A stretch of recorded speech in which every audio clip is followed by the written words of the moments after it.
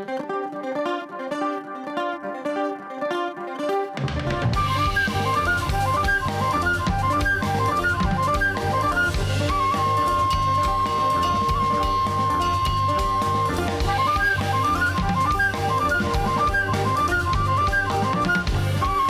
la revolución significa precisamente más cultura y más arte.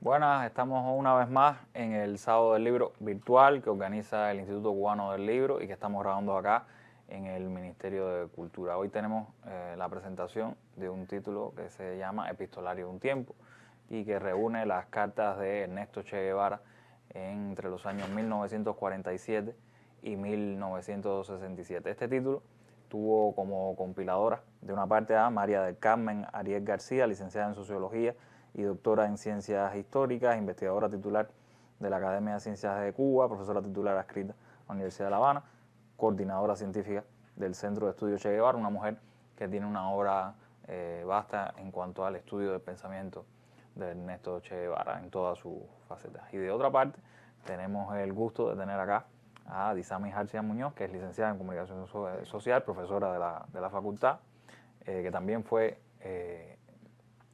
investigadora del Centro de Estudios Che Guevara y que es una de la otra compiladora de este libro que vamos a presentar hoy. Disami, lo primero que te quiero preguntar y de lo que quiero que nos hables un poco es ¿por qué un epistolario? ¿Qué nos puede mostrar un epistolario de una personalidad como Ernesto Che Guevara?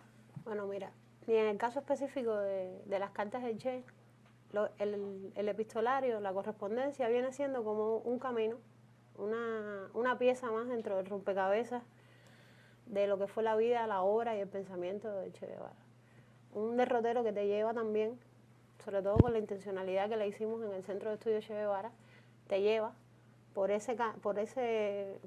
la manera en que va evolucionando desde el joven Ernesto hasta lo que luego se convertiría en el comandante Ernesto Che Guevara. En el símbolo, en la leyenda. Bueno, no llegamos a tanto porque desde el símbolo no se escriben cartas, claro, ¿no? Por Pero supuesto. Bueno, que es también una de las ventajas del epistolario, que muestra el ser humano. Exactamente, porque una de los atractivos que siempre tiene este tipo de género es que te muestra sobre todo una parte de la personalidad que a veces queda oculta para las grandes audiencias o para los grandes públicos. Por lo general las cartas se escriben con un destinatario puntual, muchas veces se reduce mucho se ubican mucho en los espacios privados, ¿no? Las cartas que escribes a tus amigos, a tu familia, a tus compañeros, a tus amistades, o a algunos conocidos o desconocidos, pero casi nunca son cartas que son obras que se escriben para ser publicadas y para ser leídas por grandes mayorías. Y eso es uno de los atractivos que presenta el epistolario de Che Guevara, porque una de las cosas que lo caracteriza es también la coherencia que mantiene con el resto de esas otras esferas de la vida de Che que sí son más conocidas, a las que se puede acceder desde lo que él publicó en sus artículos, en sus ensayos, en sus intervenciones. Claro. La coherencia entre su proyección pública y su proyección privada. Claro. Es muy interesante y además muy útil, no solo para las personas o los jóvenes o los pocos conocedores de la vida de Che, que tienen pocos elementos para construirse una idea de lo que fue su vida y su obra. Es muy interesante este camino que propone el género epistolar, porque primero te permite recorrer esos grandes momentos o esos momentos que son esenciales para entenderlo, pero también te permite, si eres un conocedor o eres un investigador, te permite ubicar en espacios geográficos, te permite ubicar en aristas de su pensamiento determinada obra con la que tú puedes ir conectando. Es decir, hay momentos que desde sus propias cartas tú puedes ir definiendo qué fue lo que estuvo escribiendo cuando estaba en Guatemala y cómo se conecta con lo que él comentaba a su familia de eso que él estaba escribiendo, o de esas cosas que le interesaban, o de esas experiencias que estaba viviendo. Y lo mismo le va sucediendo a lo largo del resto de su vida, de su experiencia en Cuba, de su experiencia en el Congo, en Bolivia mucho menos, porque la correspondencia, por supuesto, fue muy poca. Y entonces el género epistolar te brinda al hombre privado en su coherencia con su faceta pública. Y en el caso del Che también está bueno, una cosa que es peculiar y que es que mucho de lo que hoy conocemos del pensamiento del Che está en sus cartas. Bueno, el socialismo y el hombre en Cuba es originalmente una carta. Sí, lo que esa carta sí fue escrita, pensada para ser publicada. Para ser publicada. Sí. Claro. Hay otras cartas que son parte de ese sistema de pensamiento, que reflejan o expresan parte de ese Porque sistema a veces de con un lenguaje pensamiento. más coloquial. Yo me acuerdo de la carta que le escribiera a Hart hablando de los manuales soviéticos, de los manuales de la propaganda soviética.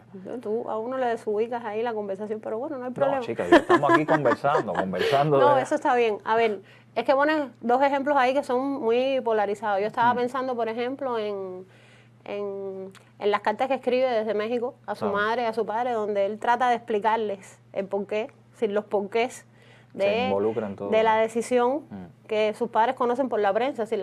Su madre y su padre, la familia Guevara se entera de que Ernesto Guevara de la Serna, un joven argentino que está involucrado en el grupo expedicionario de revolucionarios cubanos, a partir del escándalo que se da o de la cobertura que da la prensa mexicana a raíz de la detención de los revolucionarios cubanos. Y entonces ahí él se siente en la necesidad de explicarle a los padres por qué toma la decisión, cómo es el resultado de todo un proceso, ¿no?, que viene recorriendo. Entonces, esas son cartas que no se pensaron nunca para ser publicadas, pero que conectan muy bien, por ejemplo, con un discurso público que él hizo en los primeros años de la revolución, que se conoce como el médico revolucionario, donde también trata de explicar ese camino que lo llevó de ser un joven con inquietudes, con sensibilidades, con intereses intelectuales y con sensibilidad política, que pasa de querer arreglar y de buscar soluciones individuales hasta darse cuenta, primero, de que las soluciones individuales no eran posibles en América Latina, de que un hombre solo no puede, que tiene que ser parte de un proyecto colectivo, y segundo, que en América Latina esas soluciones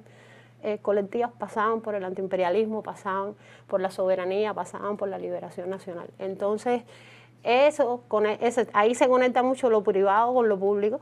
El caso de Marcha, el caso del socialismo del hombre en Cuba, sí es un ejercicio consciente hecho para ser leído. Las cartas que más te entusiasman a ti, al parecer, porque este libro tiene las cartas que más te entusiasman, son estas cartas que muestran al Che más íntimo, al Che más desconocido. No, a mí me encantan todas. No, evidentemente. Te puedo explicar que a mí me encantan. Casi he hecho la pregunta de cuál es tu hijo preferido. Exactamente, sí.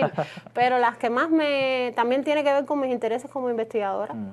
Hay un momento del epistolario que es muy importante, sobre todo para las investigaciones que vendrán sobre la lucha revolucionaria en Cuba, porque aborda o aporta luces que ahora mismo están muy fragmentadas en los archivos municipales, en nuestros archivos provinciales.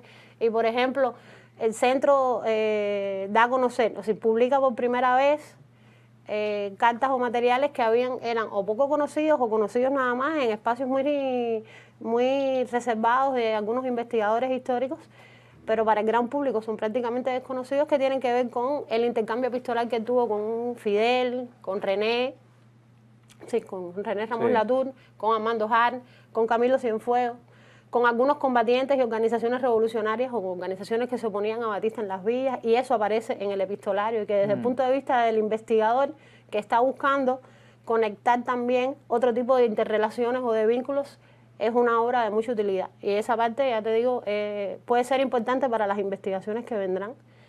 También es importantísimo la faceta íntima de la que tú hablas, pero no es solo por la idea de tratar de conocer al hombre en su privacidad, sino también por tratar de conocer al hombre en su dimensión humanista y tratar de entender cómo él mismo va a evolucionar, porque también, como nosotros tenemos una visión del Che desde Cuba, desde el momento y sobre todo los años que vivió en Cuba, a veces nos es difícil o no nos preguntamos quién era él antes de llegar aquí y qué fue después de que partió.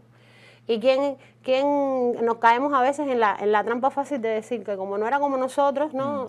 Como no era jaranero de la misma manera que éramos nosotros, o como no tenía el mismo tipo de sentido del humor, no tenía sentido del humor. Y entonces, por ejemplo, este epistolario te puede brindar la manera en que él va evolucionando desde el jovencito hasta el adulto, y cómo ese sentido del humor muy fino, muy típico argentino también, muy a veces un poco ácido, va puliéndose desde las cartas que va intercambiando y las bromas y las chanzas que hace con su mamá, con su tía, con sus hermanos, hasta las que intercambia con Regino Botti, hasta las que intercambia con el propio Camilo.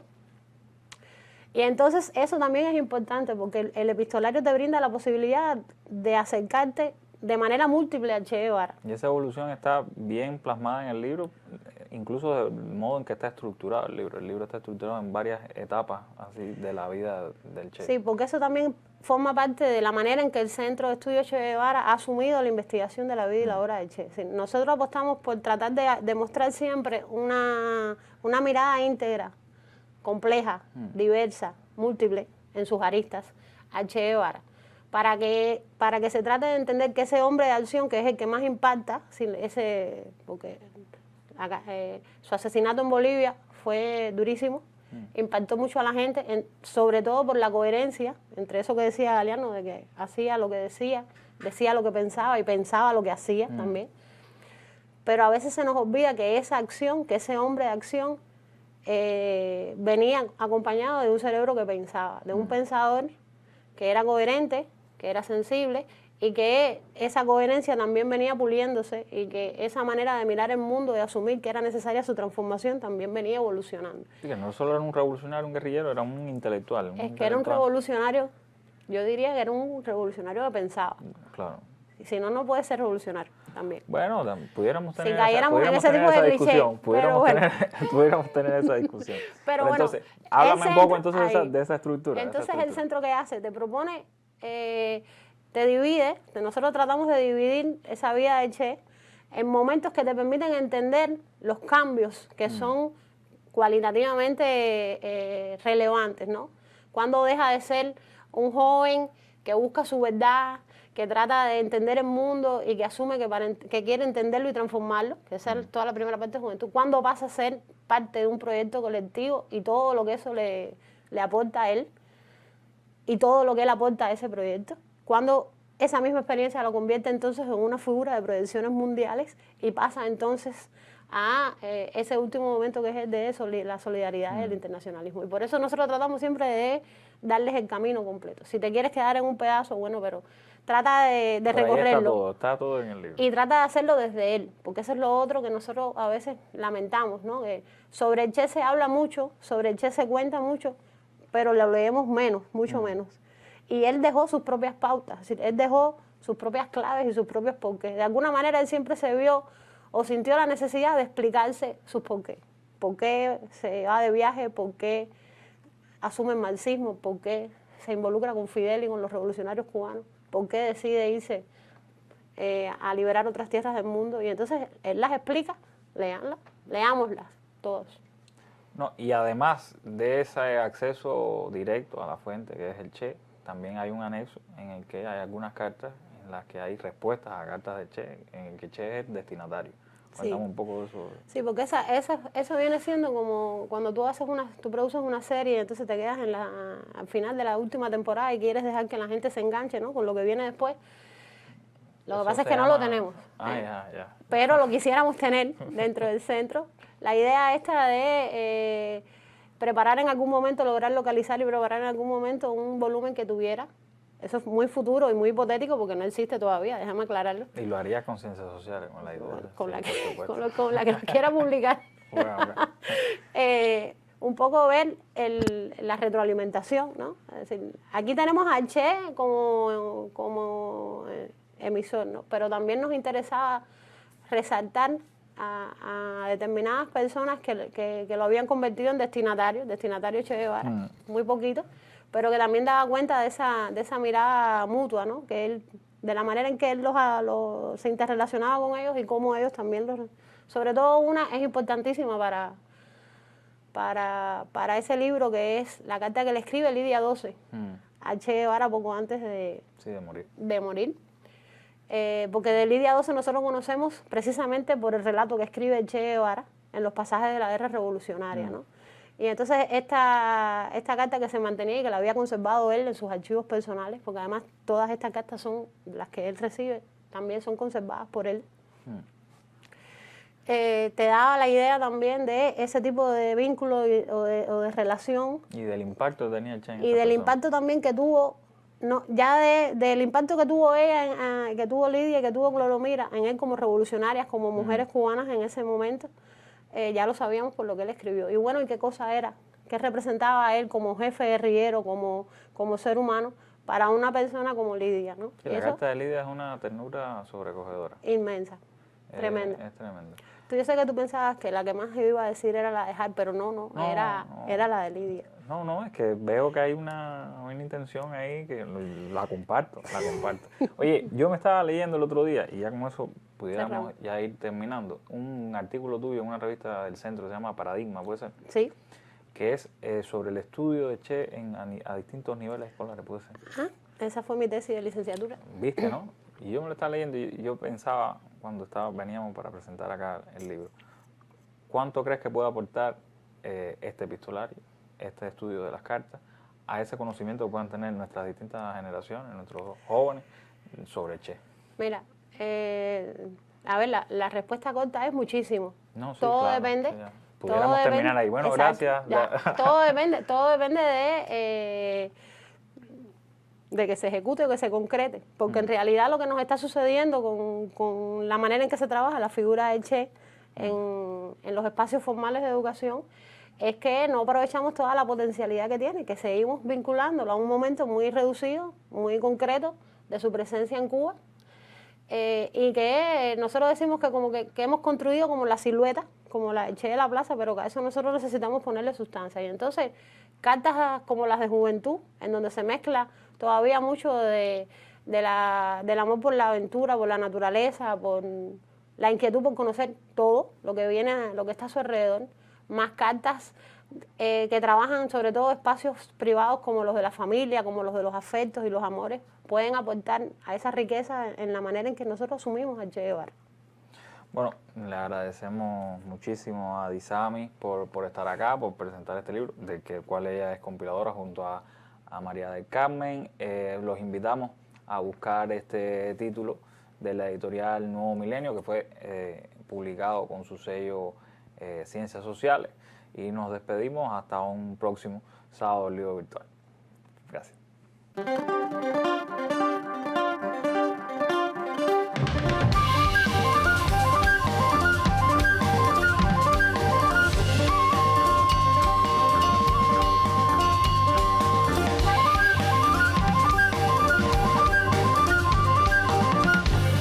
Porque la revolución significa precisamente más cultura y más arte.